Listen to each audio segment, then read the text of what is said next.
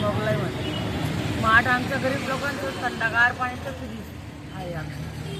एवढ्या या वर्षाला असं धंदा होऊन गेला आहे आमच्याला तास पोट भरायची मुश्किल नाही आम्हाला. आज 7-8 लाख रुपये टाकून आम्हाला एक पैसे जिंकून नाही राहिले असे धंद्याची माहिती होऊन गेले. आम्ही ते हे झालेलं आहे तर आम्हाला जेवणसुद्धा जात नाही इतक्या धंद्यामध्ये आम्ही हे बरं होतं. पण या वर्षाला आमचा धंदा एवढा बसून गेला आहे आणि गिऱ्हाईक असं मागतात. आता भाव एवढा महाग झालेला आहे. आता 250चं माठ कोणी 100-150ला मागतात. आम्हाला काहीच भाव नाही. राजन आम्ही 600-700च्या राजन आमच्याकडे 400-500ला मागतात. आम्हाला काहीच एवढी मुश्किल झाली आमच्याने. हे बिहारी लोक आलेले आहे हे गावामध्ये जातात. हे लोक यापासून आमच्या गावाला इतकं हाल होऊन गेलेला आहे तर आमच्या धंद्याचीच बराबर नाही आहे.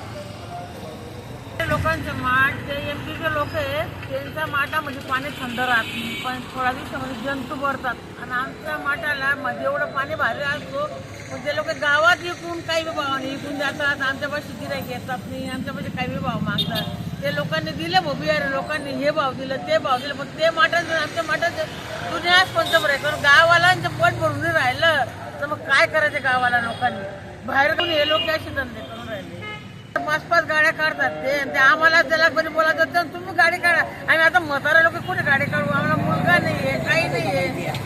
आम्ही म्हातारा लोक कुठे काय काम करायचं बुवा असं वर्षापासून आम्ही धंदा करतो.